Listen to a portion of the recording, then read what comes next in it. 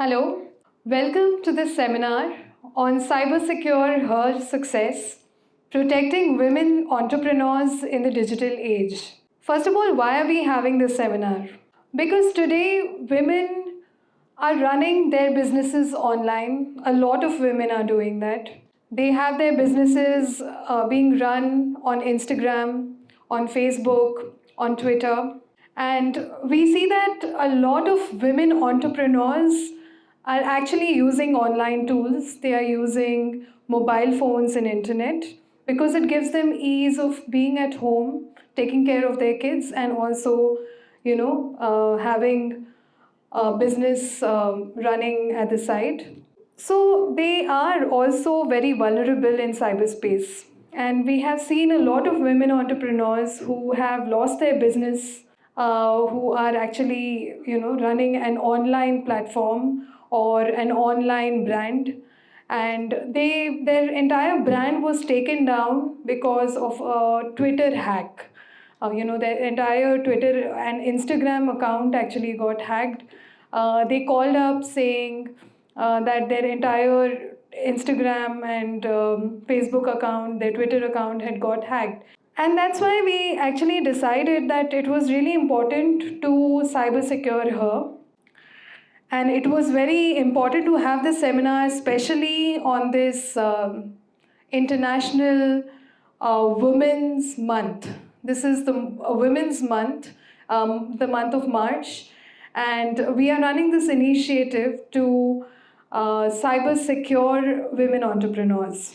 Cybercrime is the number one problem that we face today, and it is very well said by Warren Buffett that cyber attackers, the hackers, are the biggest threat to humanity. And it is even more dangerous than the nuclear weapons. We have seen this in a lot of cases. For example, there's the Stuxnet attack that had happened. Our entire critical infrastructure is now created and it is connected to the internet. It is all digitized now. So there is a lot of vulnerability everywhere, whether it is the internet, whether it is the power, your electricity that you're using, or it is your online identity, social media. Everything that uses technology today is connected, and there is a huge vulnerability there. There are a number of attacks. They are not just technical attacks. So generally the word cybersecurity is associated with something extremely technical. That is not so. So let us first start with the origin of cyber. From where did it start?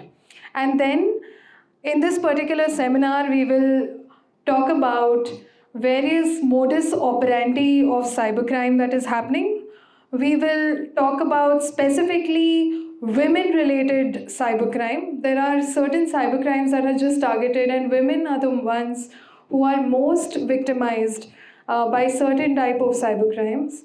I'll also dive into my research and some of the experiences in the past where we have studied and we have come about cases where in a particular society, the social norms, the psychological norms, there are certain emotional aspects which actually dictate a lot of what is happening online.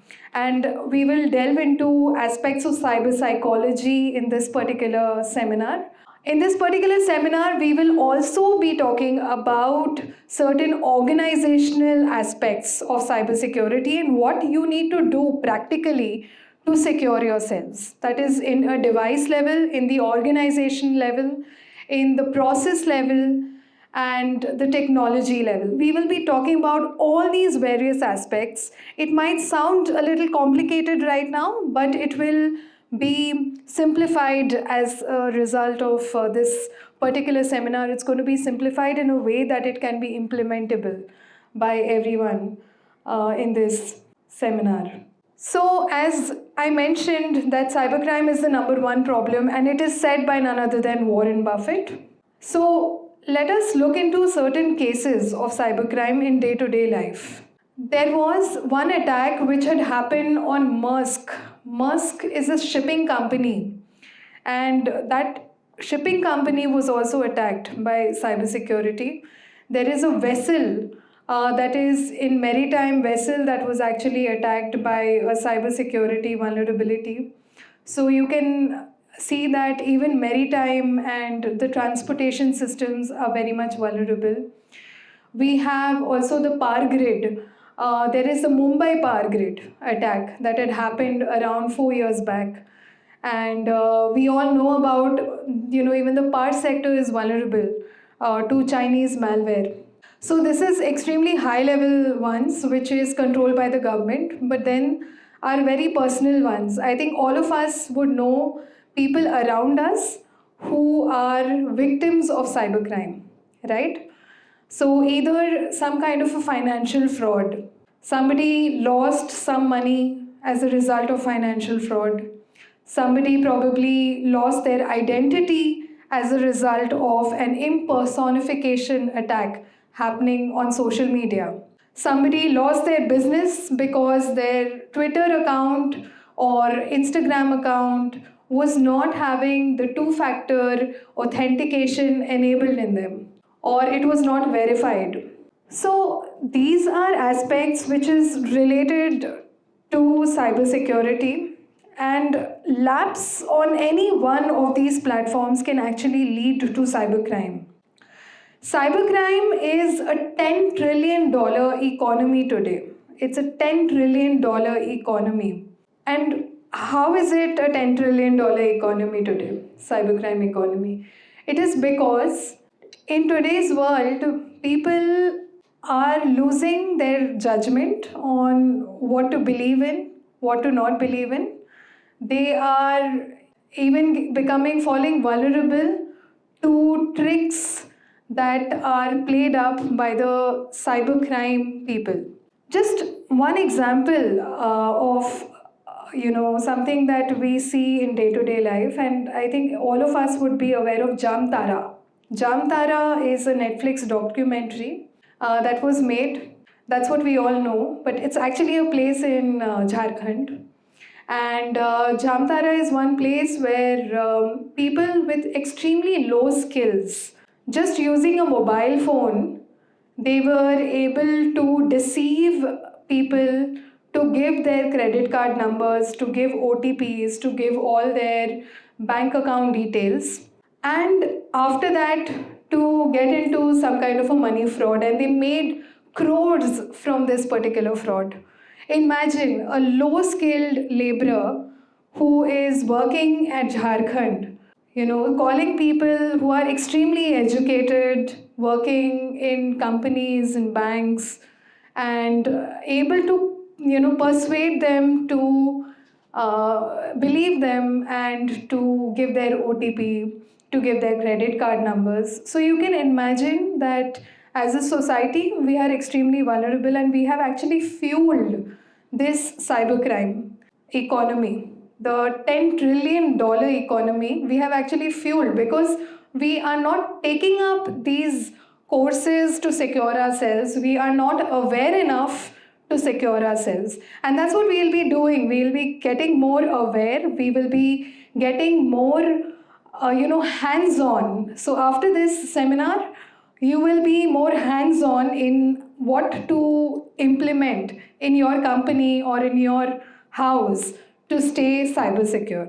Women are specially disappropriately targeted, and the experience has it has a very severe consequence.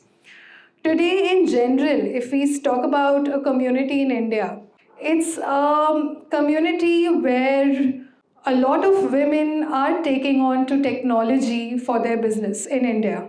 And we are seeing this everywhere. There are initiatives to, have women specially digitally skilled and to take up technology related jobs. There are also certain factors like stereotypes and misogynies which exist in societies today. For example, in many societies, it is believed that women are not so tech savvy. And in many rural areas, we see that even the financial transactions is usually controlled by the man of the family. The woman is not even given access to that technology, and she is considered probably someone who cannot use the technology. In many places in India, where we have worked under the Cyber Suraksha initiatives that we have an NGO called Citizenry Cyber Suraksha Association, and we are working in North Bengal and Bengal area. And there we have seen that women, a lot of them, they are illiterate, they are extremely hardworking, they can do everything, they are very smart also. So they are very smart in the sense, if you tell them, they have very good grasping power. They can learn technology very well. But somehow when it comes to using technology for transactions and all, they are not so confident. And because of lack of confidence, they let the more confident people in their families, whether it's their husbands or their children, do it for them. So it is important for us to have that confidence in us, so as to take up security in our hand and to secure places. I would also like to throw certain light to certain initiatives that are run by certain big four companies. For example, there is one company that had run an initiative called Cyber Caregivers Program. Now, this was something which was only when only women were given training in the Cyber Caregivers Program. It was found out that women do have the patience level more than men. And because of that, they are able to deal with victims of cybercrime. They are able to teach people better. And that's why there was a cyber caregiver program that was run by Accenture that actually created a lot of impact in the society. It was a program that was started in 2019, and right now we don't hear much about it, but it is something why I'm bringing,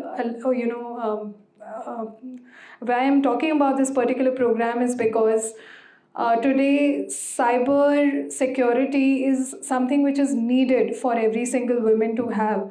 And cyber caregiver and cyber feminism is something that is emerging today, which is basically this space, that is cyberspace, needs to be a space which should be caring. It should be more of, you should not be obsolete to the emotion just because you are there on the screen.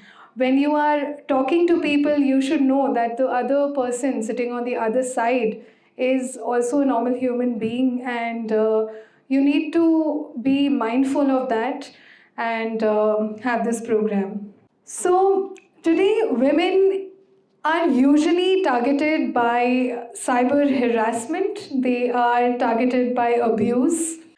They are increasingly vulnerable. There are a lot of vulnerabilities online, and the impact on digital participation is also there. There is also specific vulnerabilities which are psychological and emotional distress, which comes under the cyber psychology part of things. Then there is the economic impact. That is also one aspect, which is lack of robust regulatory framework.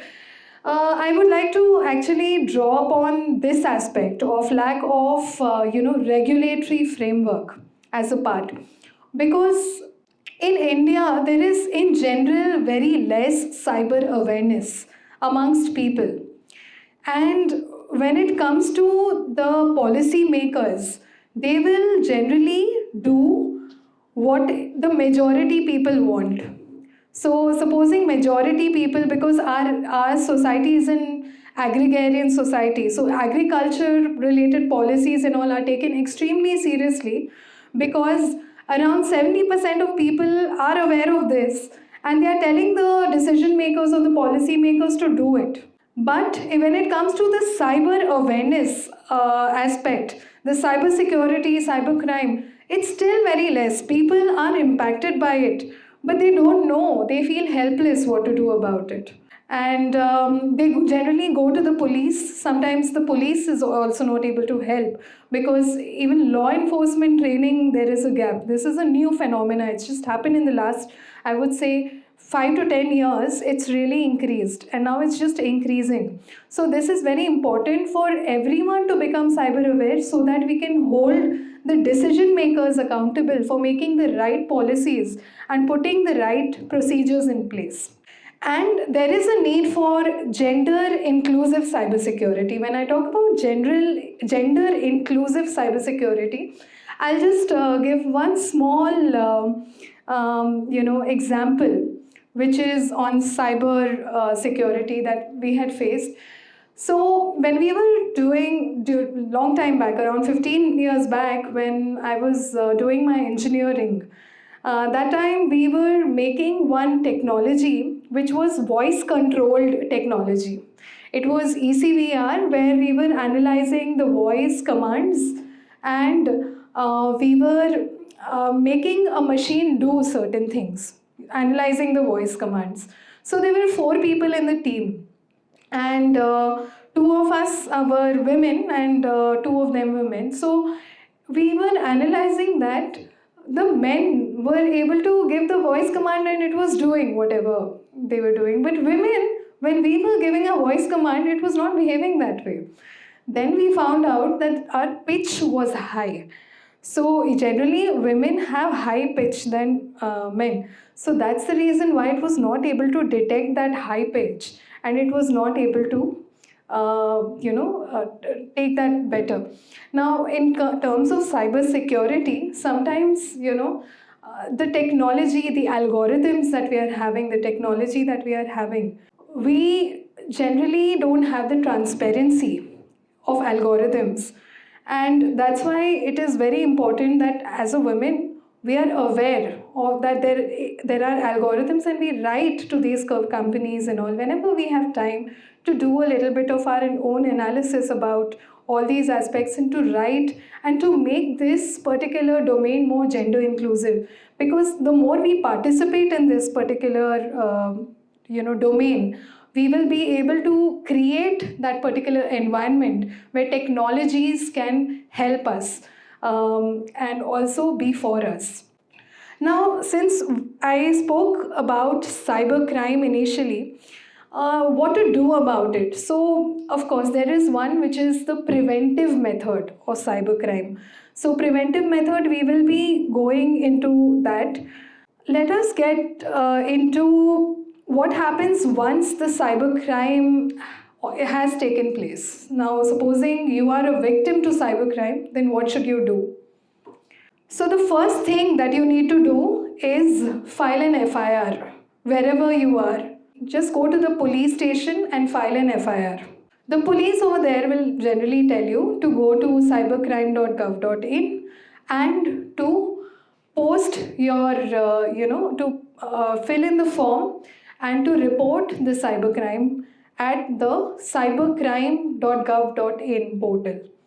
Or you can call 1903, and the same thing you can report to the police there. That is the normal modus operandi. Now let us get into certain specifics. Now, if you are a victim of financial fraud, then what should you do? So, if you're a victim of financial fraud, you should do the same thing, but you should also go to your bank relationship manager, and you should inform your bank relationship manager and take appropriate actions to temporarily block all transactions from your bank. That's number one. Number two, you should also inform the ombudsman of your bank. And let me be very specific, ombudsman of your bank, because ombudsmen are people who are assigned by RBI to overlook the banking, processes. So if supposing the relationship manager of your bank is not doing their duty properly, ombudsman of RBI, they can actually take action against the inaction of your bank to report your fraud. So this is a very important aspect of financial fraud. Over here, I will not go through each specific because it's already there on the slide and you can read it, but I will go through certain, to do, what you can do, right? These are laws and regulations that you should be informed, and it will be given to you after this seminar. So we'll not go into the specifics, but you need to know about what you should do. Supposing you are targeted by an impersonification attack, your entire social media, somebody, today AI is being used for cybercrime as well.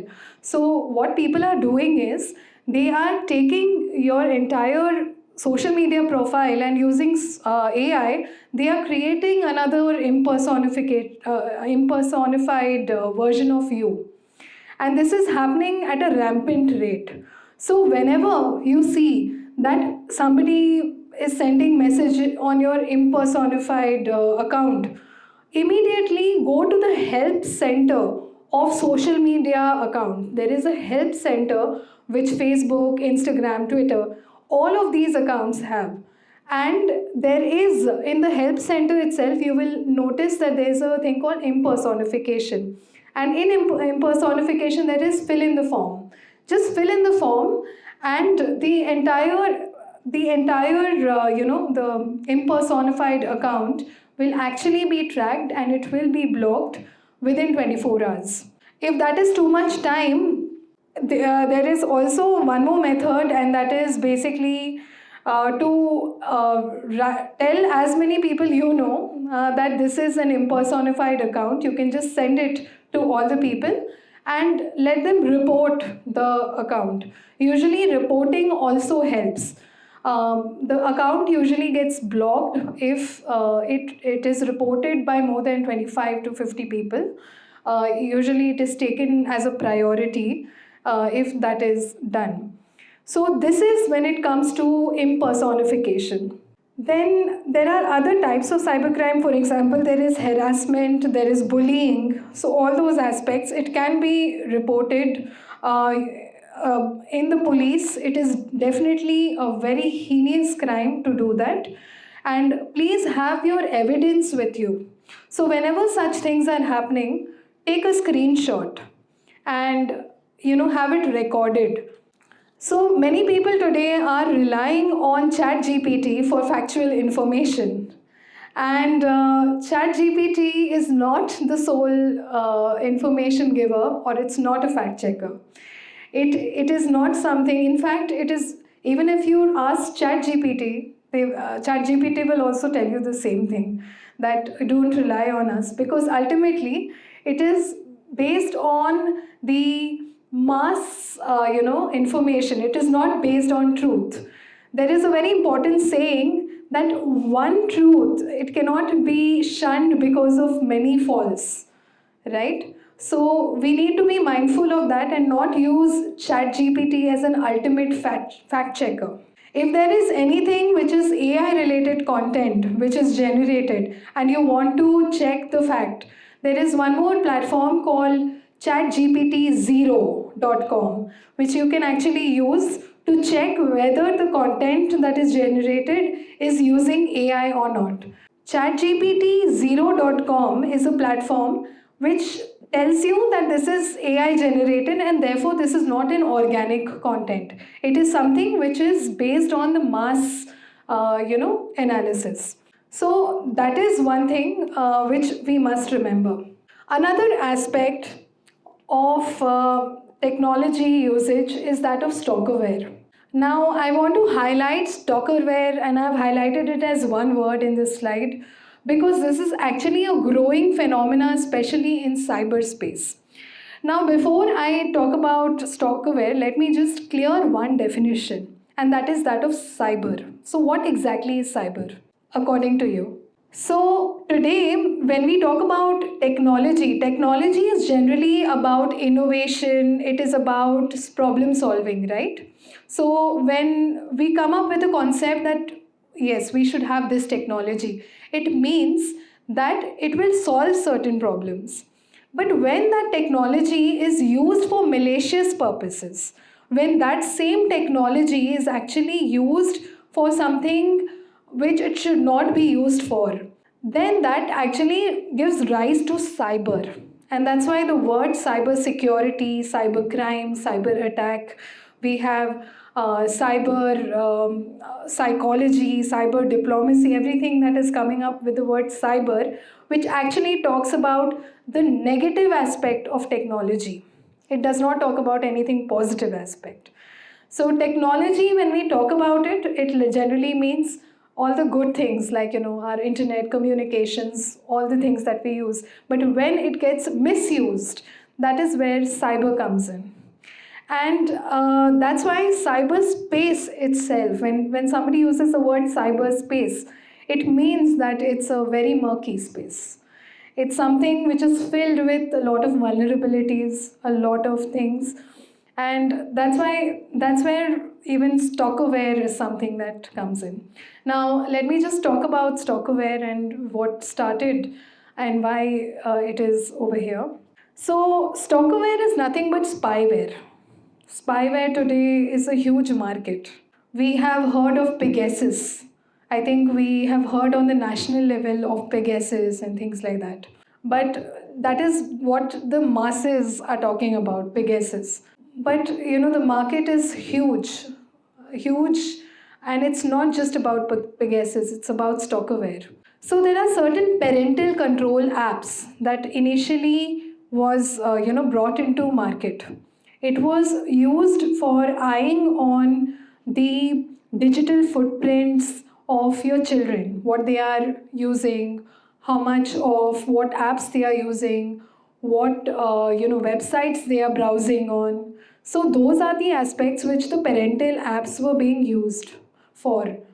But then we saw that there were so many cases where this app was misused by a lot of people to stalk into their partners, for example, to stalk into their for intimate partner relationships and things like that.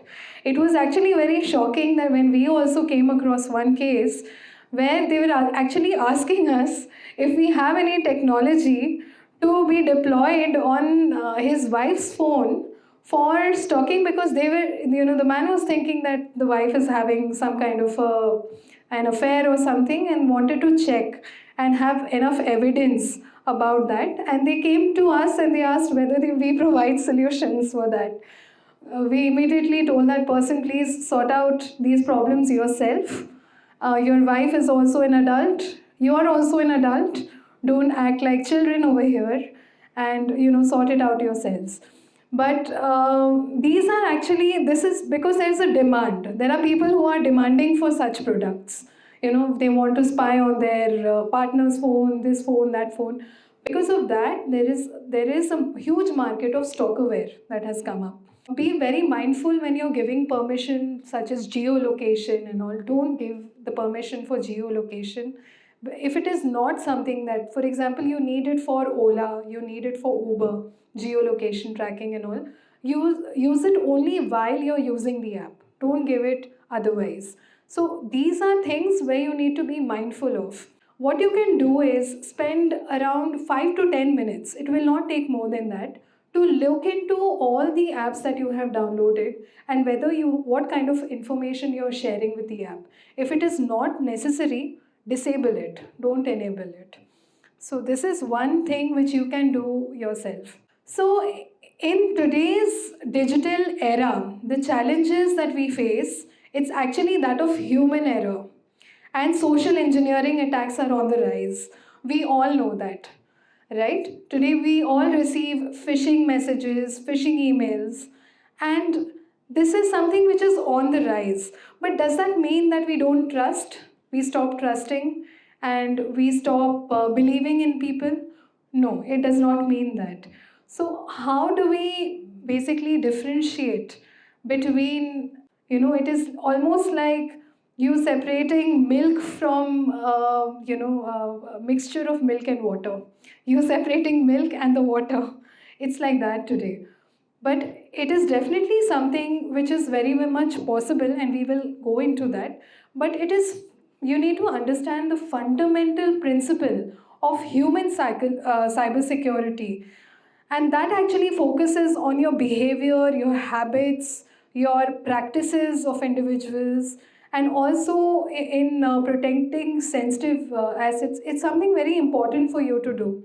These principles, it emphasizes on human elements, and it recognizes that technology alone cannot be the preventive breach. So today, for example, you have Quick Heal downloaded in your phone. That is not enough for you to. Quick Heal can only prevent cyber, attacks which are by malware or by stalkerware or something. Those applications which is of technical nature.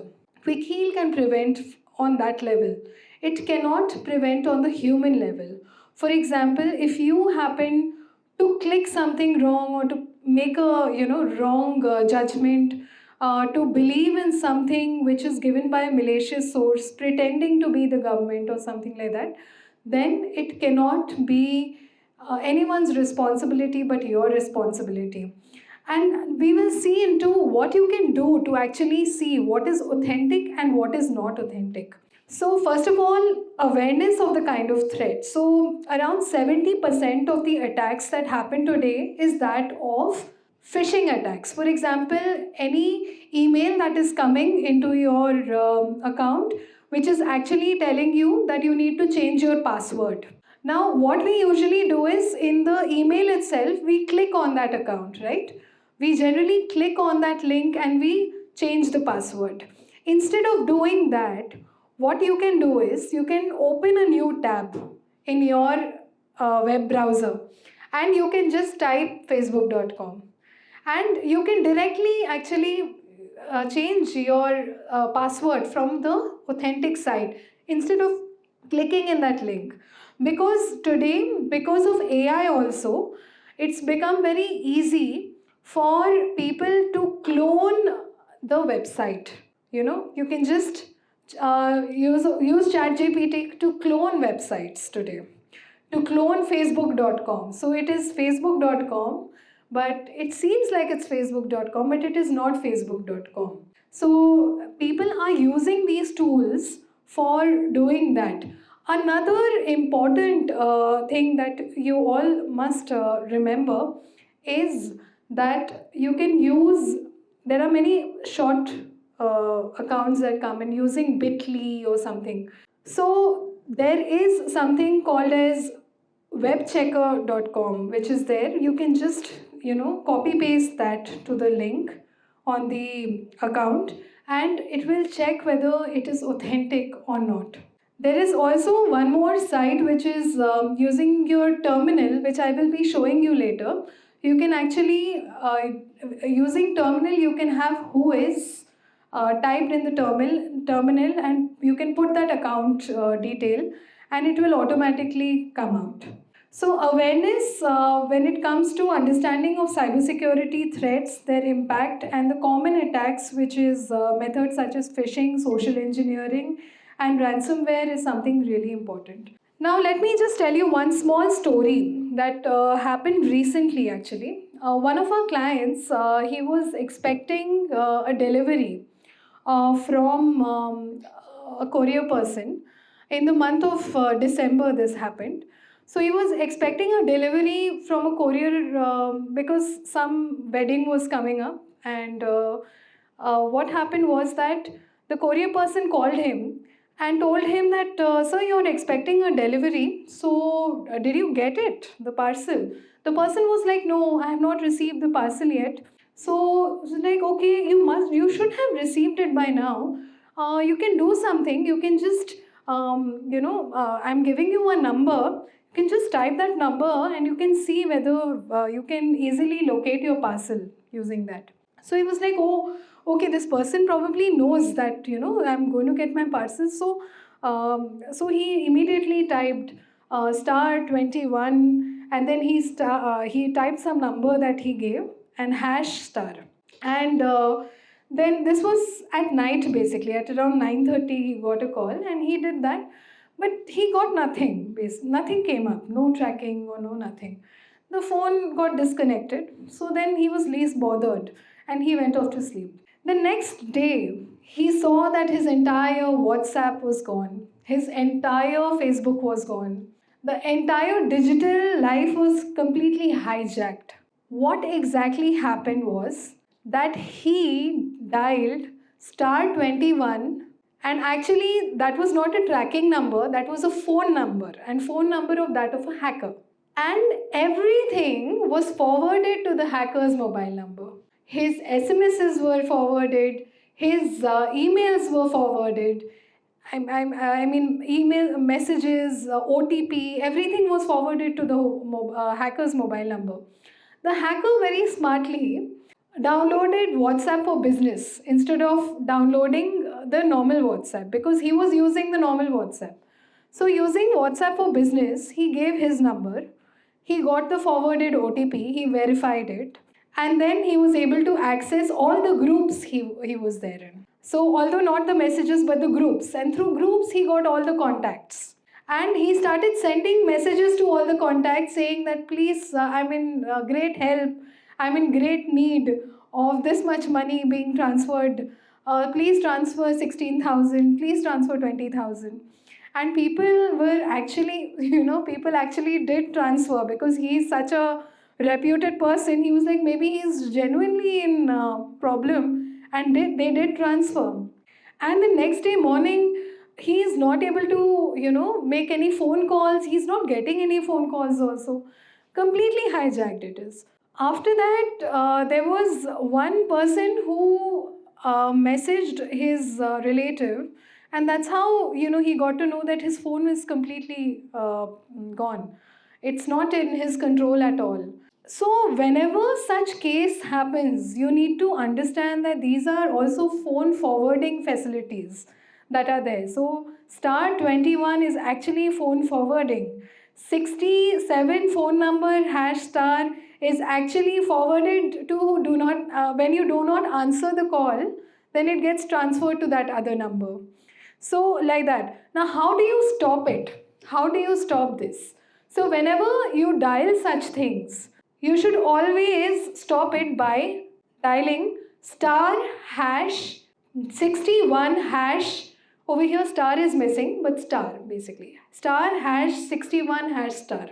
When you download this, there is a feature in your network that allows you to check the status. So you can see now the status, whether forwarding is enabled or not enabled on your phone, right?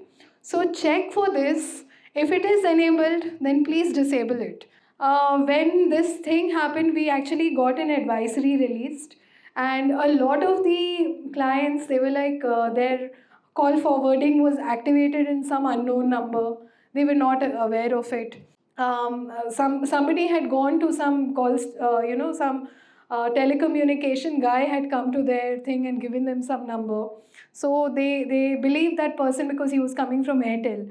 And that's how, things were, they were able to actually check that setting, and then later on figure out how to deactivate it. So the deactivation code is hash hash 002 hash. That is the deactivation code for any kind of these problems that you face, that is for call forwarding, etc. And that's why vigilance is something extremely important. You need to maintain a certain level of alertness, certain level of skepticism when such calls come. You need to have details about, how to secure your phones. And it is our responsibility. We need to take the ownership for our personal, organizational cybersecurity by adhering to the policies and guidelines. So there are certain policies and guidelines. I will just highlight two policies which is very important for us to know. One is the DPDP Act, which is in India.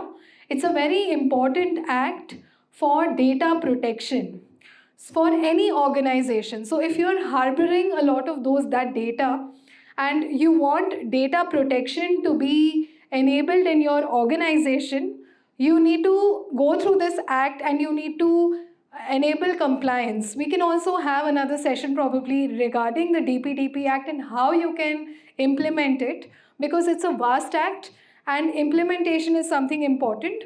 because it talks about various aspects. It talks about aspects of accessibility of data. Who can have what kind of an accessibility of data? How can you divide the accessibility of data? How can you have this read, write, and things that you can use in your directory, in your company resource? How you can actually divide it, how you can segment it. You need to have a policy regarding that. You need to implement that policies. You need to also have maybe a small induction session where all of your employees are there. This induction session is not it's just about 1 to 2 hours for them to just know about what is to be done and what is not to be done, so as to stay compliant to the DPDP Act. The other aspect is that of 27001 standard. So this is a very basic baseline cybersecurity standard. It's a very basic cybersecurity standard which every organization must use. It has certain definitions for the encryption technologies, for example, that you ought to use to keep your communication encrypted within the organizations. It is also having aspects where certain storage of data can be done in a certain period of time, like within 60 days. If you have archived the data, then it got to get deleted after that. So these are certain policies which the ISO 27001 Act has. And we all need to take a responsibility in our own individual level. Then it comes to the organizational level. And then it comes to the national level. So national level is very high level, but all of us, we are really fortunate to be in India and to be in a democracy and to voice out, all these things to the government. There is also mygov.in, which is the portal. It is always good to report, to have your participation reported on these portals. So that is when it comes to the responsibilities. Then there is, of course, multi-factor authentication. So it is very important to have a strong authentication. You can also have some password managers. Many people have this problem which they face, which is basically they are not able to manage so many passwords. So you may use a password manager tool. There are many tools that are there. For example, Norton has a tool which is a very safe tool. Norton is dedicated to security. Like that, there are other tools as well, which like password checkers. There is one tool. I'll give you the list of those tools after this program. Those are authorized tools which can be downloaded. These are by companies which have their, which are into security. Kaspersky Lab has their tools. Then there is one more tool which is by PGP, that is Pretty Good Privacy. That is one of the tools which is used for your password. So these are certain tools that can be used, and multi-factor authentication needs to be enabled. It has to be enabled because another aspect which I would like to actually touch upon over here when it comes to multi-factor authentication, many people don't do it because they are lazy. And they are lazy to give, so much factor authentication, facial authentication. They get irritated. But you need to understand what is important and what is not. So what is of priority and what is not.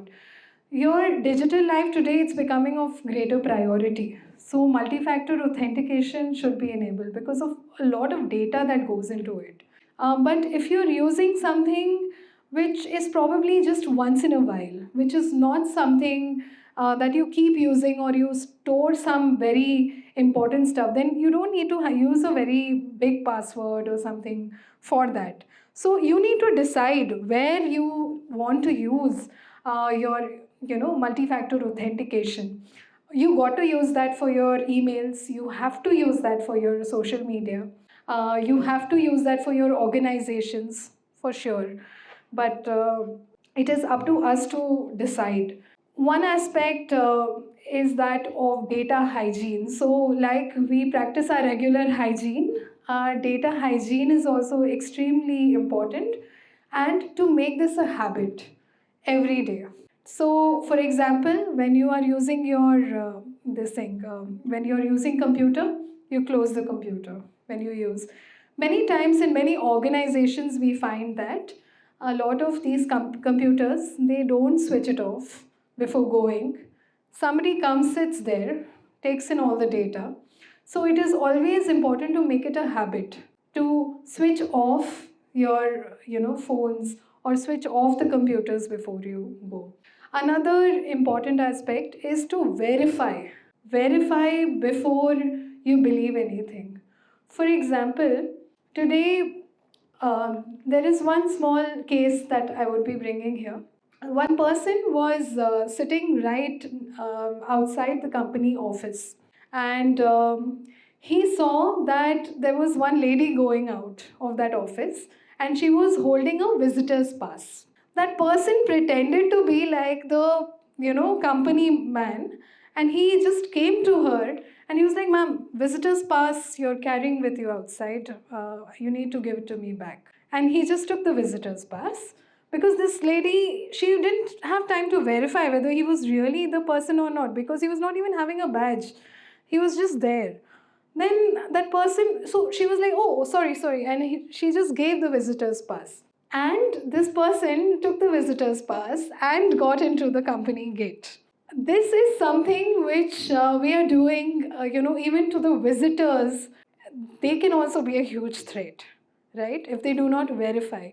And that's why programs like this is important, because you need to understand that you need to verify before you give anything. It's important for each one of us to be personally practicing these data and making this a normal habit to verify when we are giving something. Uh, you know, that should be a normal habit. So, practicing good habits for data storage, sharing, and disposal. Um, there are also some queries that I get is regarding what tools to use for hosting your data. So today there are cloud technologies that people actually use for hosting data. But instead of using cloud technology, there are certain things called as NAS storage, which is by Synology. There's a company called Synology, and they give NAS storage, network area storage, it is called. So these are basically components, something like a CPU, it looks like a CPU. You can just put your hard drive there and you can store all your data in that device. You can just, there are many online platforms also. It comes with a booklet as well that tells you about how this is stored and how you can actually have it all. But you can actually have it stored within your company premises. You don't need to depend on a third party. Cloud, of course, cloud is something that if you're a small scale business, you can take that. But if you're an enterprise and a growing business, then you might as well think of using a NAS storage for your company. Because at the long run, it is your own cloud that you are having at your company vicinity. So you're having access to it. You can also have your company data on the cloud and stored over here. So just in case if something happens and it's really critical data, you can also have it on the NAS storage. NAS storage is nothing but a physical cloud in your own company premises. So cloud that you are taking from Google, it is there somewhere in California or probably in Hyderabad or somewhere. That storage space is there. But NAS storage is something which you can have it in your company itself. You can have it deployed there. And it's not very, it does not take up a lot of space. It's just a very small box which you can have. And you can host around 10 trillion bits of data in that particular storage. So that is NAS storage. There is one company called Synology.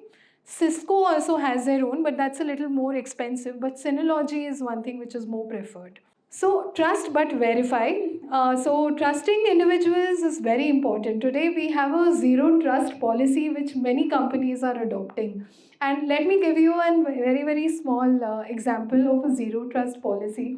So I was talking to one of the CISOs of a very big company, and we were basically having a conversation about whether he would be, willing to come and have an interview given we were wanting to conduct a kind of a hands-on interview with him, just to know about his daily life and things like that, about a cybersecurity world that he is in.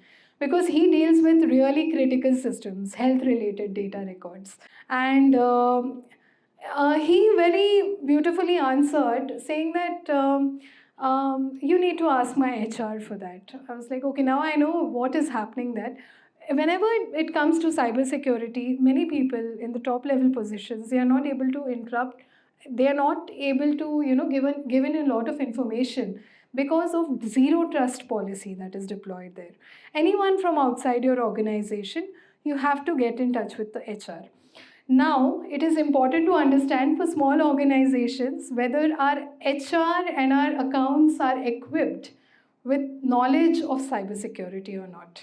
Because generally, most organizations, they will say, my IT team handles it. But HR team and accounts team, nobody says, right? So, trust but verify is one thing which IT team definitely will do it in terms of technical controls, yes. But what about HR and accounts? Are they having knowledge about cybersecurity or not? That is important for us to have, right?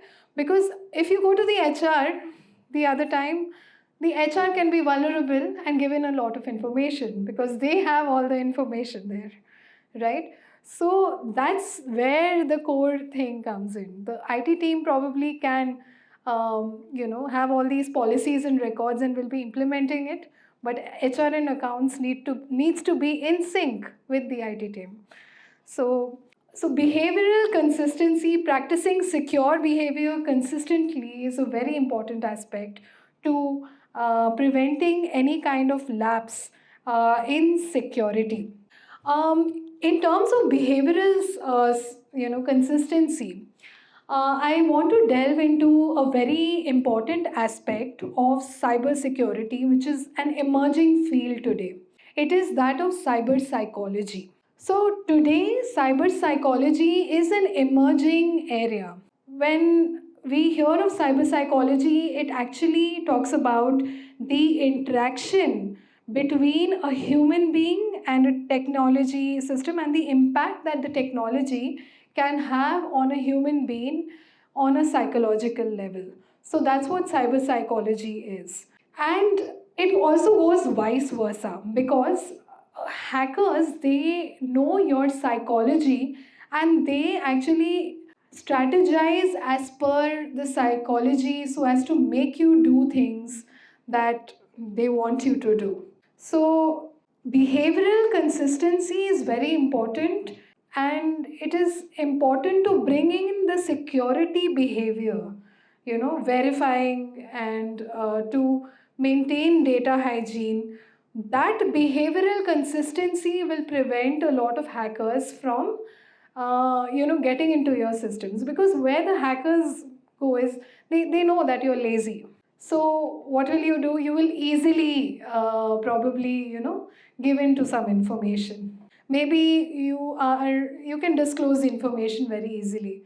If the hacker knows that you're emotional, very very emotional right now, you're probably browsing things which is reflecting that you're emotional or you have some kind of a psychological distress.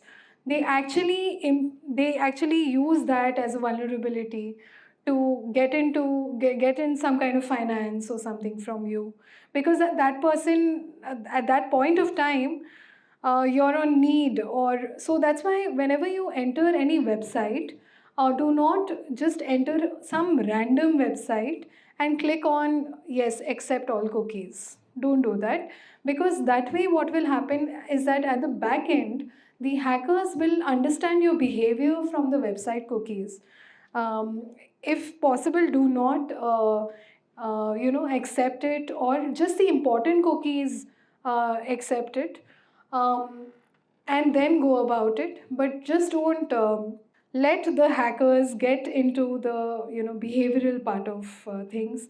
I would also want to touch upon one more example in this particular case. So recently, I had one company call in to check whether I was having some problems with my GST filing and things like that. So it was very surprising to see some random person call in and say. So this is something which frequently happens with our clients also who are not so aware. GST filing and everything is done using government portals. But there are certain portals which are third party portals which look like a government website. It looks very professional. And they charge around 5,000 rupees for any person to get a GST. GST is not costing, it does not cost a lot of money to get GST. There is just the government fees that goes into it. Similarly, there are many other certificates or government licenses and all. So you should go to the government website directly. You should not go into any third party website. Many of these third party websites we have noticed, they are mainly, initially 2 years back, they were in the Gurgaon area. Many of these websites, they were controlled by people there. And we used to get calls regarding, you probably require this license, we will give it to you, you can pay us so much amount right now and you will get it. So awareness is very important there, that it does not require a lot of time. Maybe that person is using a back-end tool to understand that, oh, you have logged into their system, or you're looking into their website, and they are getting all the data from there, and then they are calling you and live tracking you, that you have logged into our system, so we are there. Please give us so much money and we will get it done for you. So this is actually not the right thing. Although people are doing it because it's like an open market, there is no regulation in this. But this is something which awareness is required. Another aspect is that of cybercrime that is now growing in India. Most of the cybercrime that is growing today, many of the hackers, they pretend to be police personnel, and they give you a video call and they threaten you. These are things which are noticed very commonly. So, just a few months back, there was a recruitment agency that was recruiting people from Cambodia. Now, there are a lot of people who want to go abroad, right, for working in India. They think that abroad pays well, so they saw that, oh, there's this recruitment agency recruiting people from Cambodia. So they gave their applications, they were getting recruited. They were all sent to Cambodia. There was a huge racket actually. All those people were given uniforms of police people, defense personnel. There was an entire call center that was built for them. And they were giving calls to several people pretending to be police personnel, and they were just threatening them. And there were so many people who were, there's the digital arrest scam you might have heard of. People actually felt there was a digital arrest scam where a lot of educated people working at great companies like Intel and all, they actually fell in for it. These people, they gave them the call, they had completely taken control of their entire life. These people were extremely scared, gave in money to these people. They were, frightened as hell because of the kind of remarks that were made. These people were calling and telling them about, some relative of them being caught in police because of some drugs that they were caught with and things like that. So these are like fake information that was given in order to captivate these people and to literally get them extremely fearful of what might have happened. Now, one psychological aspect here is that in India and in many other countries, we look at police with fear. This is a general context, right? So when we see a police, we are scared. This is a psychology that we have in our minds. We need to know that we are a democracy and police is there to serve, not to threaten us, to beat us or anything. No, this is not the British Raj. This is democratic India. So in order to get this into the minds of people is very important. So this is the psychological aspect which these hackers were actually tapping into, because they knew that first thing, when a person sees a person in police uniform, They will be like scared and they will believe that person, right? And when you are scared, you lose your ability to think, and you stop thinking and you start doing what that person tells you to do. And that's the biggest trap that you can fall into. So always remember that we are a democracy. Uh, there are rules and regulations and laws, and if you are not into anything illegal, there is nothing for you to worry about. If some person calls you like this, don't believe this person at all. I mean, this can be a prank call. In fact, just report that to the police. Report that through the portal. So, like I mentioned, cybercrime economy is a $10 trillion economy. There are actually these call centers are being made, and they look like professional offices in Cambodia, many places in Eastern Europe, and they are being now investigated. A lot of them have been raided last year. So uh, we must be aware of this and not give in to this kind of behavior. So, cybersecurity definition is generally, in terms of technical terms, if I talk about it, is confidentiality, integrity, and availability. So, this is the main crux of cybersecurity, that whether your data is confidential or not, whether it has integrity, which means that is it believable or not, and also in terms of availability, it needs to be available also, right? So the services that you're using. So sometimes people, they get so much into security, they are almost so security oriented, that they don't make their websites available to people. And there are a lot of back-end codes running. There is a firewall that is put, another level of firewall that is put. The website is not properly designed in a way that the service is not even available to people. So cybersecurity should have a balance of confidentiality, integrity, availability, and also a balance of functionality, availability, that is basically your cybersecurity, and usability. That is basically your application should be usable. You should not be using a firewall in a way that customers don't come to your website, right? So there are many people who get into this cybersecurity. Yes, it's important to segment your application in a way that, supposing you want certain data to be only accessible to your employees, you segment it in a way that it's not accessible to, this can be technically done. So then you need to talk to the technical team and you need to create that segment. So that is possibly done. But don't make it in a way that we stop making it available, because there are many aspects. There are also certain emails that are not reachable. In many organizations, some emails don't even reach you. And then you notice that there is an extra layer of firewall that prevents certain emails from coming into your organization. So if you are a service focused business, especially, then it is important for you to maintain that availability as well. It again depends on the nature of your business. If you're a government organization and you're having some confidential data that you don't want accessible, and then probably that kind of email not receiving, or that kind of a filter being put, advanced filter being put into your emails is good, but not for enterprises, not for businesses. So the common cyber threats today is basically there is lack of the threat arises because of lack of support, use of personal devices, insecure networks. These are aspects like data management risks, identity at risk, limited awareness, and platform vulnerability.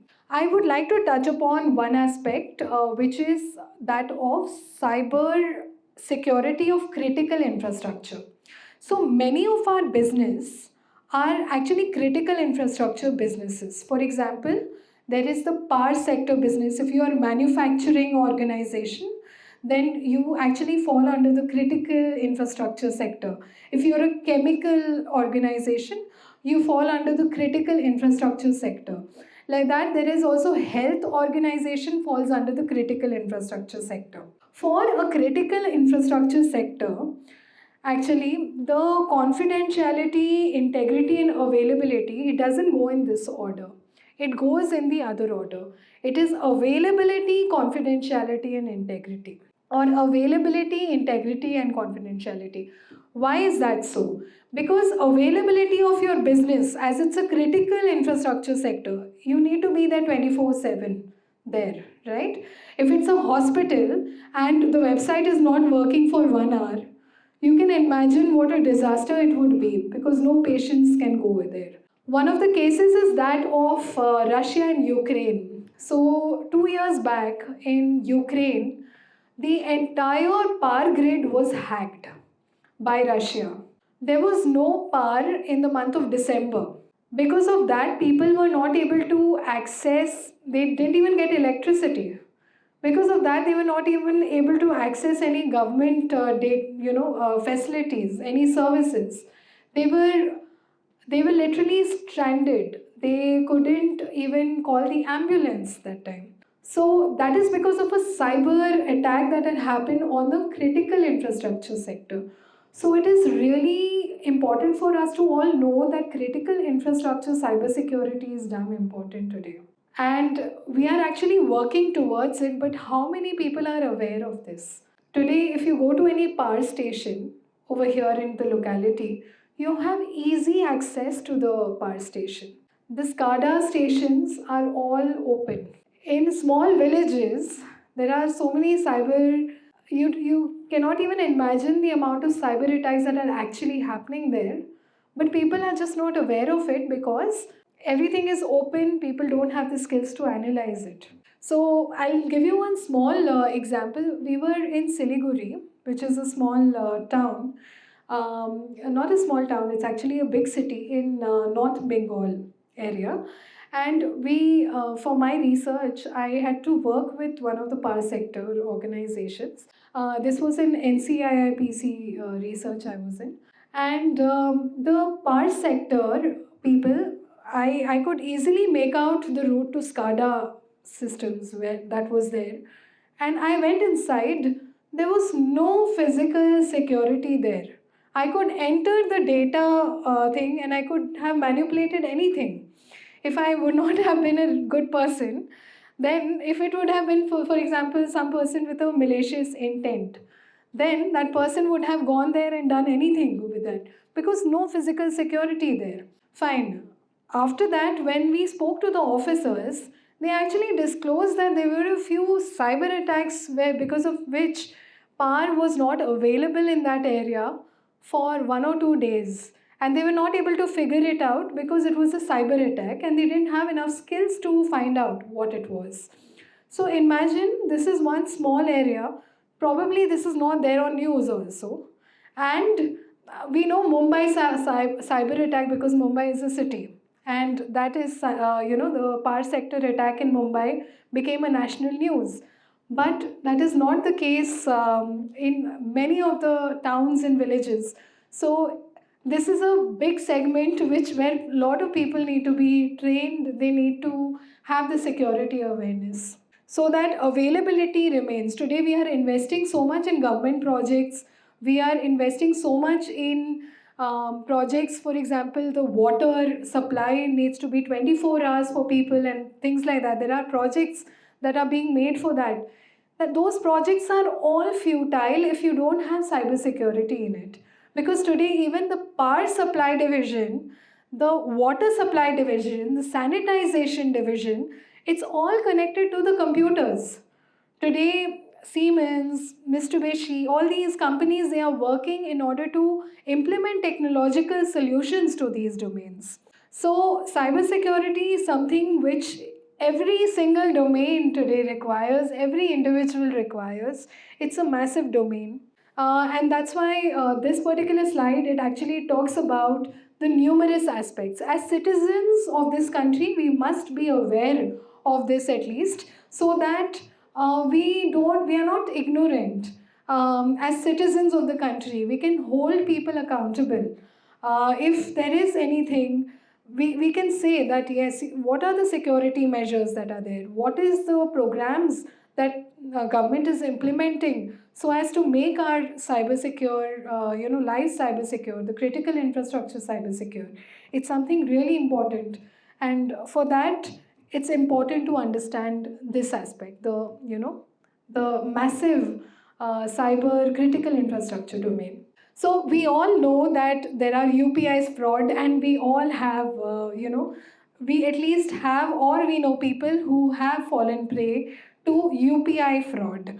So UPI has made our lives a lot easier, but you need to understand that there are certain regulations also that RBI has come up with, which where actually you can get back the UPI money if you have given it just by mistake or to a fraudulent company, actually not by mistake, to a fraudulent company, and if you can give that as an evidence that you have made this UPI transaction to a fraudulent company within 4 hours.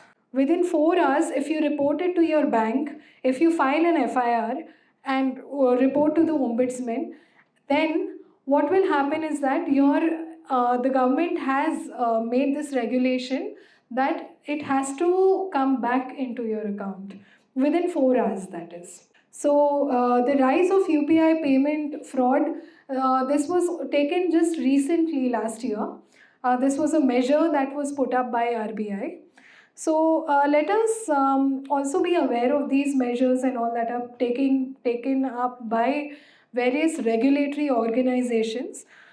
We keep updating regarding these regulations, and post this you will also be receiving a booklet with all the links and everything that you need to understand. Now, a very important and interesting aspect of this particular seminar is a simulated business email compromise session. So in this session, actually, we will find out about how secure are we, or how secure is our organization, whether we have implemented the right processes and policies in order to secure ourselves under business secure ourselves from business email compromise. So, business email compromise, because of this, a lot of organization, around 70% of the organizations, more than that actually, suffer because of business email compromise. What is exactly this? So, there is something called as fixed action pattern. Fixed action pattern is actually blindly or mechanical patterns that are usually used in animals, and the criminals or the hackers, they use these fixed action patterns, they analyze these fixed action patterns in order to orchestrate cybercrime. For example, the use of language. So what kind of language will propel you to taking a particular action? So that the use of language. So today in artificial intelligence, we are seeing increased use of language, right? Artificial intelligence, you can tell them that make this email a little more friendly, and it makes the email a little more, make it a little more persuasive, make it a little more aggressive. So these are languages that even today hackers are utilizing, and with artificial intelligence, they are utilizing it with more, proficiency. So today is an era where we are also aware of this language, and we also, understand that, oh, this is a very friendly language. So maybe, okay, this is a more professional email. So maybe we should look into it in that way. If it is a more friendly email, then what does it want from us?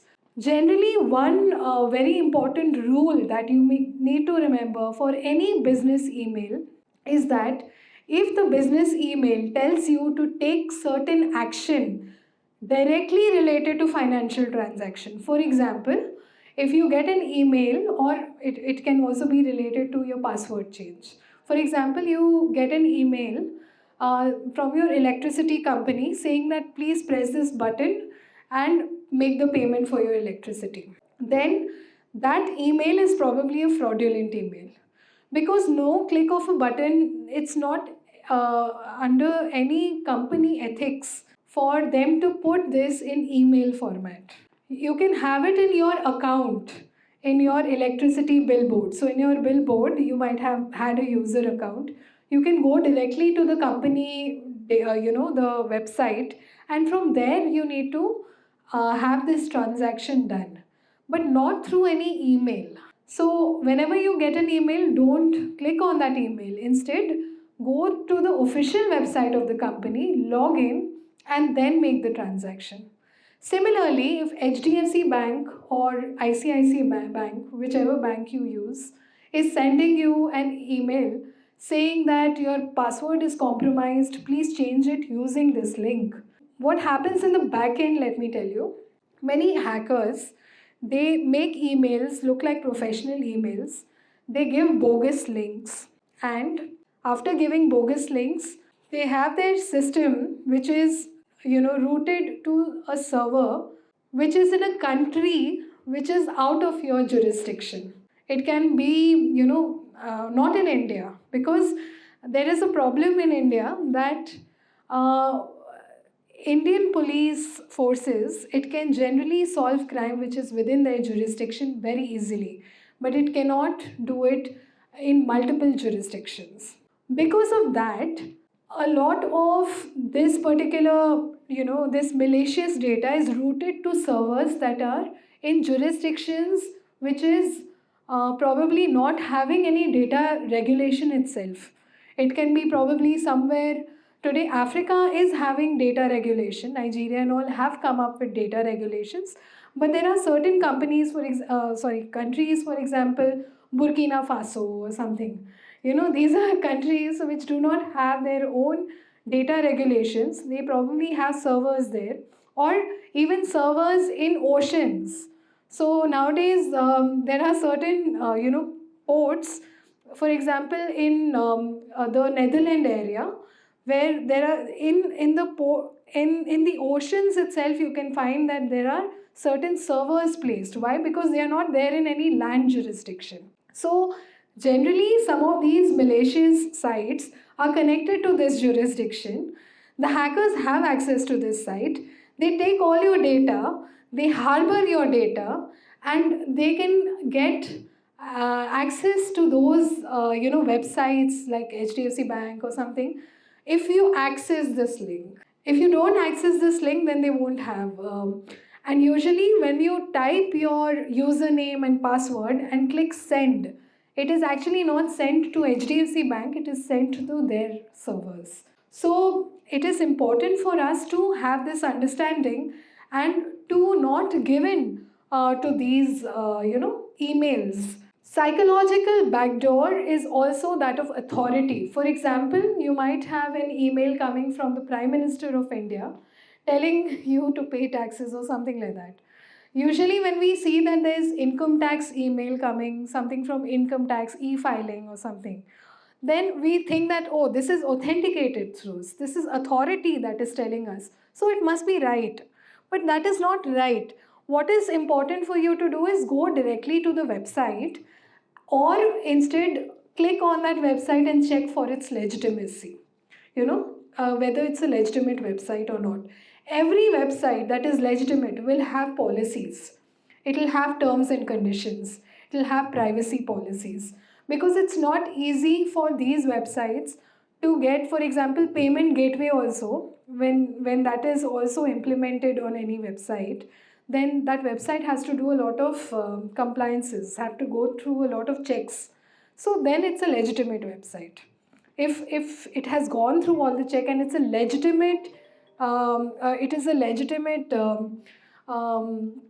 a legitimate payment gateway, then it's a legitimate site. So it's important to do these checks and balances. There is another backdoor, which is that of reciprocity. So many times, this is the kind of, so it is important for us to read this book, how, to win friends and influence people. Why it is important to read this book is because This actually talks about a lot of psychological aspects. It's a brilliant book by Dale Carnegie. Everyone must read it, otherwise as well, but also for cybersecurity. Because if I help, I'm bound to help. So it's like reciprocity. So if somebody helps, then you'll be bound to help. So you might see that there are many malvertisements that are there, that you can win so much if you click on this. So you click on it and you play a game, for example, and they transfer 500 rupees to your account. Okay, then you feel, oh, this is helping me, this is a legitimate account, let me play more. Then you go there and you start playing again, and then you notice that you lose 5,000, right? So there are many kind of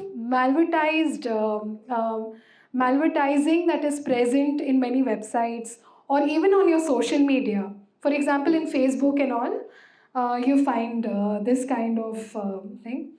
There is another which is, if I get people to laugh, you win. So jokes, it lightens up people, right?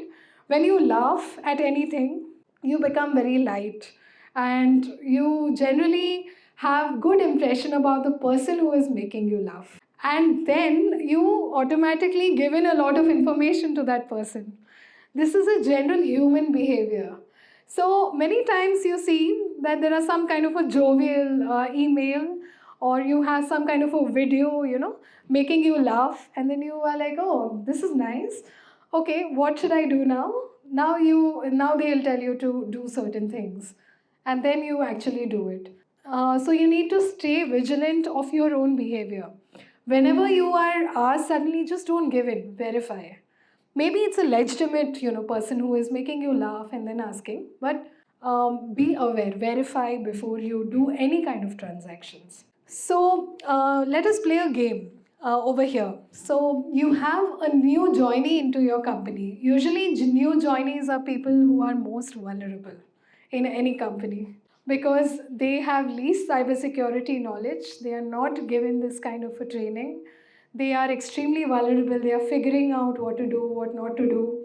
And so Mary is a project assistant who joins the company XYZ, and her duty is to assist the project manager, Mr. Suresh, on day-to-day activities. The activities includes maintaining communication between vendor supplier, and arranging meetings, and also assisting Mr. Suresh in all the paperwork. So imagine you are in this company, and this is what is the scenario. Okay, just imagine yourself. So now, what will this person do? Now, this person is going to go to the LinkedIn account and is going to make an update that they have joined this company as a project assistant. Or the company will be posting that Mary has joined as a project assistant in our. This will give an alert to the people who are maybe competitors, or people who do not have good faith. Probably they can be, that can give an alert to those people. Now, what can those people do? So, this market, as I mentioned, is a $10 trillion market, which means that people are taking a lot of cybercrime services today. A lot of companies are there that are actually they are recruiting hackers as black hat hackers for taking negative, the offensive data by using offense in other companies, by checking the vulnerabilities of that company and using it against them. This is happening. This is a fact, actually. So when such a thing happens, Mary is definitely vulnerability in that company.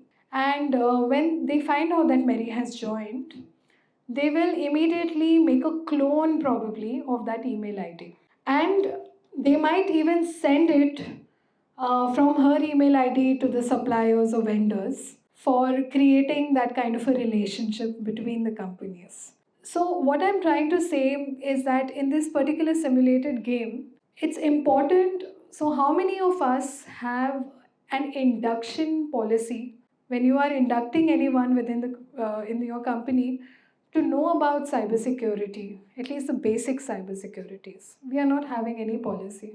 So imagine that's where the vulnerability begins. Now this girl, she's joined the people know that she has joined the company. Now there is an email. Now it's very important to know that phishing emails are becoming extremely common, and there is something called as email masking facility. You might have seen it also, that your email, it gets masked. In the sense, if you actually open your spam and check a few emails, you will see that it looks like legitimate emails from some legitimate source. But if you, on the side, there are three buttons. So if you click on those three buttons and go to original message over there, you will see that it is actually coming from some other server. Something like secure not with .io or something like that, which is a different server. It is not mail.google.in or something. It's not coming from legitimate server. So if you find that this is a case where the original email is not, and you usually that email is masked completely with your email. For example, my email is sanjana at thecyberdiplomat.com. Anyone can mask Sanjana at thecyberdiplomat.com with any backend email. Like it can be any different. Original email is something different, but it appears to you as Sanjana at cyberdiplomat.com. So imagine a perpetrator usually uses this method in order to communicate with your vendors. For example, your vendors have asked you that please send an invoice, and you say that no, we don't have the material. Supposing it goes by from an email of that of Mary's, then do you have any policy where the vendor can verify whether this is the right person who is sending the email or not? Sometimes the vendors don't know only who is Mary is, but finds that Mary is actually, it's a legitimate coming from the legitimate source, but she is just an assistant. So the vendors sometimes they don't make out because there is no knowledge about them. So in your vendor supplier relation, your vendors also have to be equally compliant to cybersecurity than you, as you. That's when it actually happens, and that's where you can actually create a good scenario. So do you have this thing right now? We don't have it. So this is something which is a gap area and that needs to be built. So how do you build? You actually come up with a policy that, okay, we have also complied with this. You also comply with this. So it will help us, suppose, to work together in a trust, as a trustful, as trusted partners for the future also. So it is really important for us to build good relations and also to communicate these things with our vendors. If our vendors are too close, then yes, that happens through phone. But today, supposing new vendors are coming in, it takes time to build trust, to build that relation.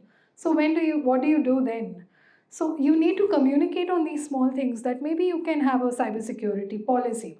Now in this simulated game, another scenario, let me just bring it. Supposing your bank account has changed, okay? Or it has not changed maybe. But, and the vendor is getting an email, you are getting an email from the vendor saying that the bank account has changed, please transfer in this bank account.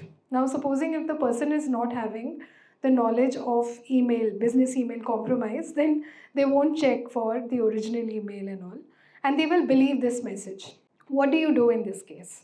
So in any vendor, they should also list it in their website if there is any kind of a financial change, or it has to be something made public, like a public post that we have changed the bank account details. These are the new bank account details, and should be sent to every other suppliers.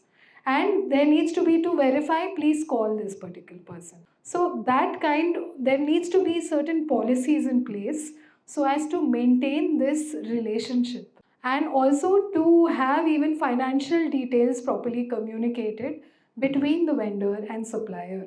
So this is another scenario. Now supposing there is one more case scenario where the CEO of the company messages all the executive directors of that company saying that please transfer this much amount into my bank account, and I'm right now in a hurry and unable to speak. So please do this transfer because it's something needed. what will you do? And gives the bank account details. So first of all, executive directors should have access of the original bank account details in the initial documentation or policies, and should not give in to some email, coming where this is the bank account and you should forward it. So this is one thing which even the CEO, MD of Airtel, he also faced, where he actually got a call, an AI cloned call. It sounded like, so his manager actually got a call sounding as the Sunil Mittal, Mr. Sunil Mittal, telling him to transfer amount to Mr. Sunil Mittal's account. And the manager knew, but this was absolutely sounding like him. So you can imagine AI cloning today has become such a problem. So if that person, usually such kind of account level things and all, it's there on papers, it is there on record. So do have it written, do have it as a policy, as a procedure, do document all these processes within the organization. In fact, it's always recommended you have a tabletop exercise where you go through all these policies, procedures, like a simulated game. It's called the tabletop exercise in your organization. Make note of it and implement it in your organization. It's always a good practice to do that. And it's always a good practice to do it at least once in a year. So now it comes to work ethics in cybersecurity. So this is absolutely work ethics in cybersecurity, what we were talking about. It is all related to ethics. So in order to maintain work ethics, we need to have these policies, we need to have these measures implemented. Vendor-supplier relationship, proper documentations, proper communication between your executive directors, and most importantly, whatever goes on in your office should not get into your Instagram, Facebook, and Twitter. Also, the problems that you are having with your employees, there should be a policy made within your company on how to use technology for work in online spaces. Because many times we have found that Twitter is one platform that is actually used where bosses of various companies, they actually go and they complain about their employees, of how bad they are or how this thing. That's not the platform to do, where you can put in your problems. Even certain employees, they go and talk about the work culture of their company. No, it is not at all a platform, and there should be a proper regulation based on that. It is something which is very much doable. Okay, now we are almost coming to the end of our session. So let us finally now make out what is actually the problem here. So these are certain things which are related to domain spoofing. It is happening on a rampant pace. So it might also be happening for your website, for your company. It might also be happening. So if you have a very long name for your company, for example, your company's name is,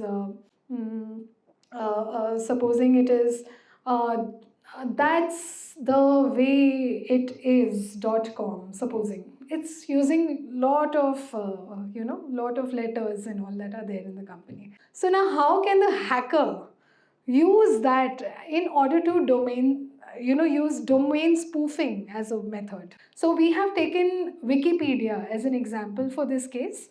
And usually what the hacker can do is they can book pedia.com and they can book a subdomain. So this is called disguise with subdomains method. So it will seem in the first go, you will see that, okay, this is actually wikipedia.com, but it's not. It's wiki.pedia.com, right? Similarly, wikipedia.tv.com. That's not at all something that is legitimate. That's actually tv.com, not wikipedia.tv. Like that, it can also be io.com. So wikipedia.io.com. So these are actually methods that are used by hackers. So HDFC Bank net.com or something like that. that is not what is the right email.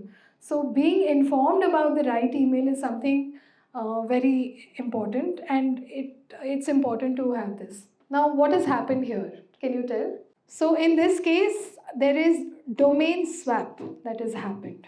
So wikipedia.co, no, .com or .org, not .co. So wikipedia.co is booked, means it's the wrong domain. Wikipedia.co.uk is booked, that's the wrong email.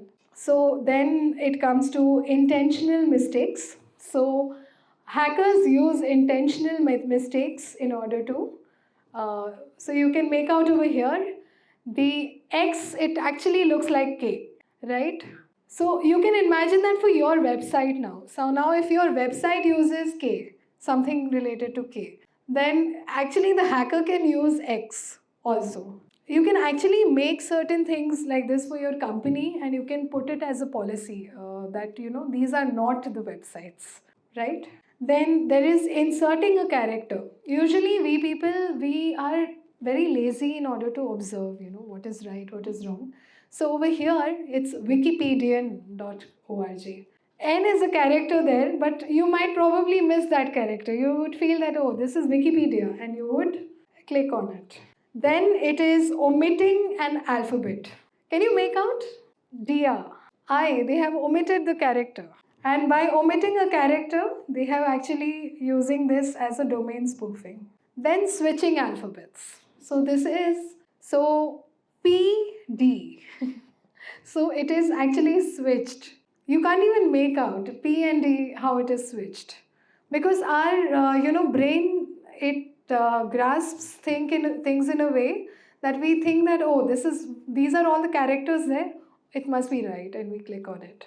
So this might also be happening at your company level. So be very, very careful about this. Then wiki-pedia.com. So that dash can be sometimes missed. So hyphenation is something which is used as a tactic. Then there is also homoglyphs which we use, which is basically E or A or I. So these are aspects which can be changed, the vowels, and that is absolutely what you cannot trust.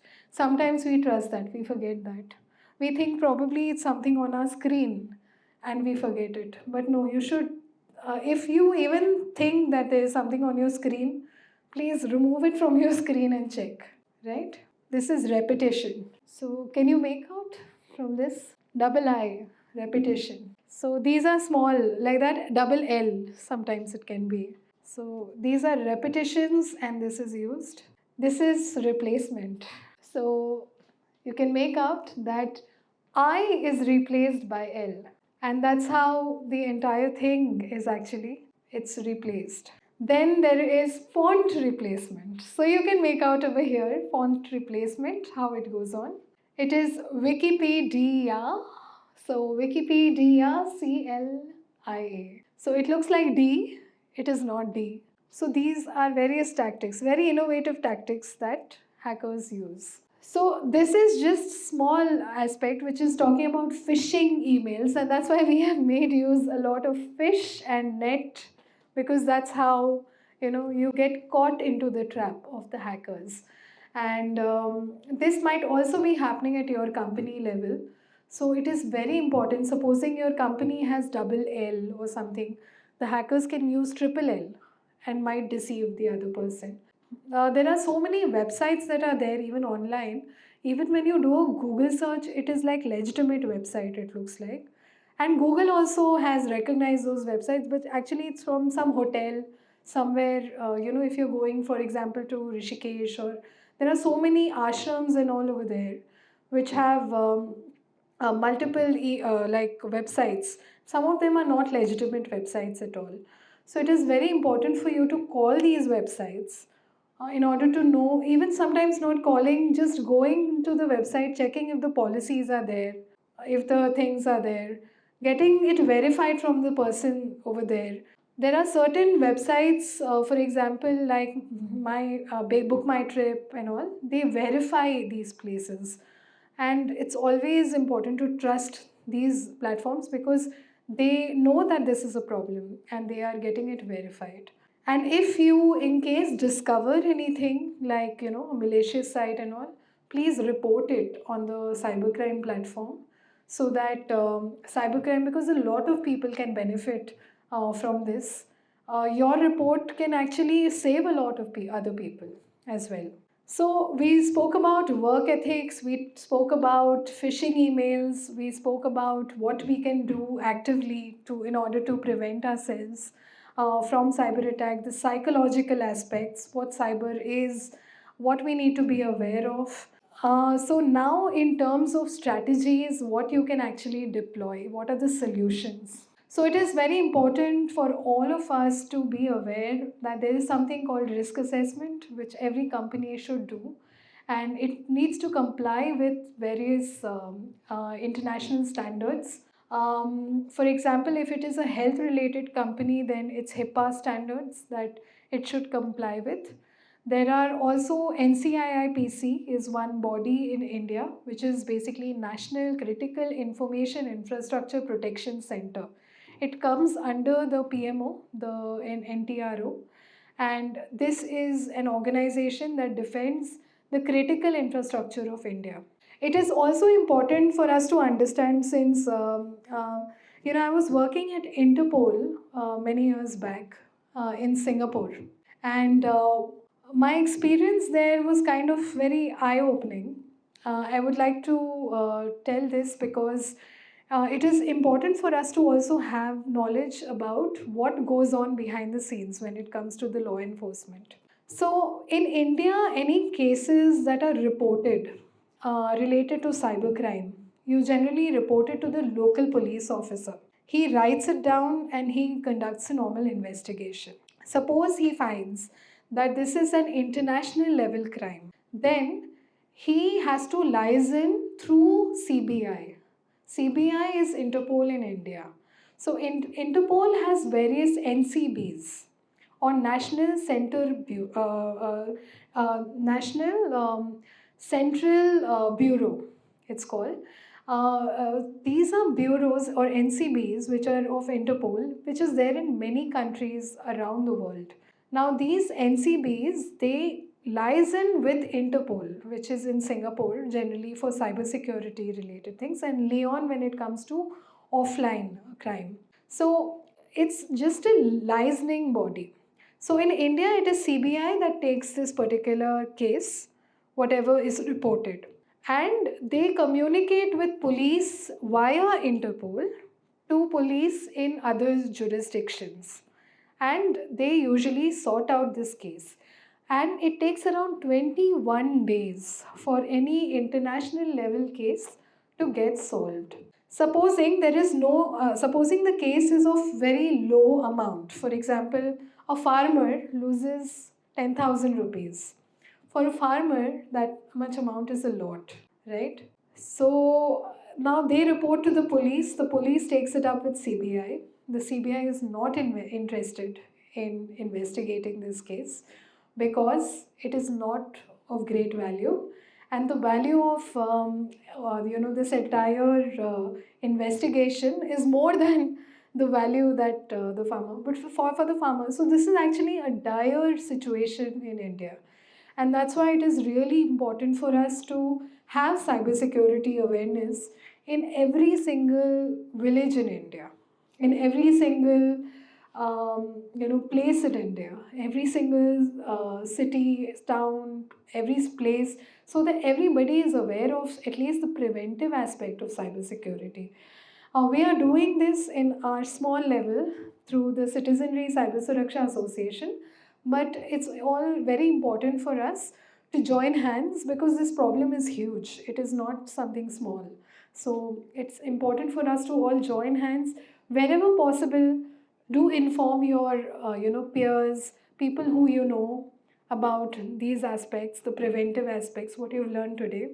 And so any case which is of high valuation is usually taken up by CBI, and supposing it's 3 lakhs, 30 lakhs, 3 crores, then of course it is taken up, it is solved via those police officers, and that's how you get some amount of money back, of course, deducting a lot of other things that goes on into a transaction, but you get some amount of money back.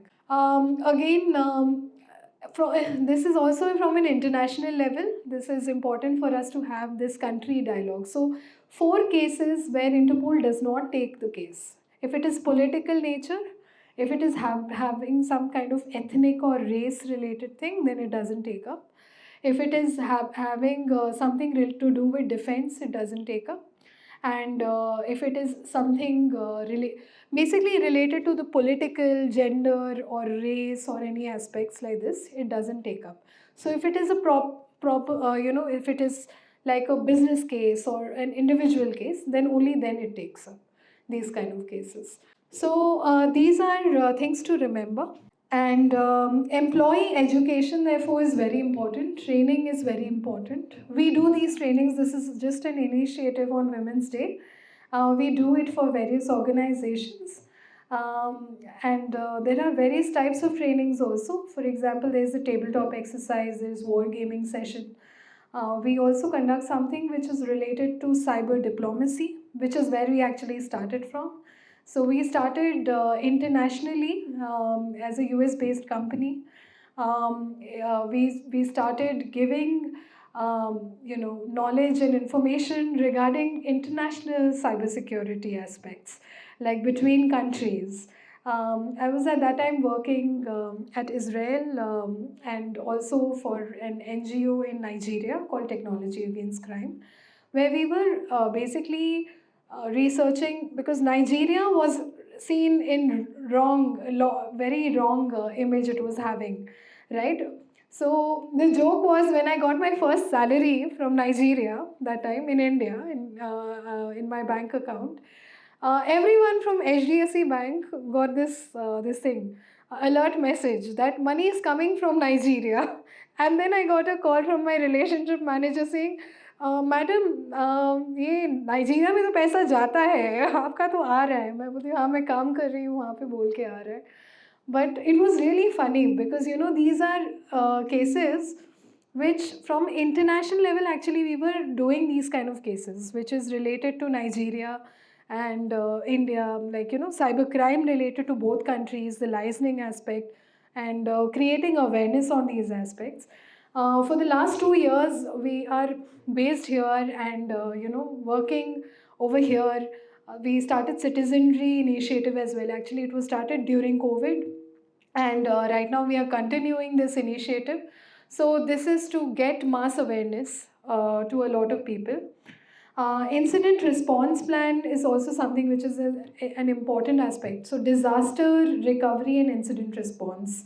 This comes under wargaming aspect. So supposing if anything goes wrong in your company, what will you do to mitigate it?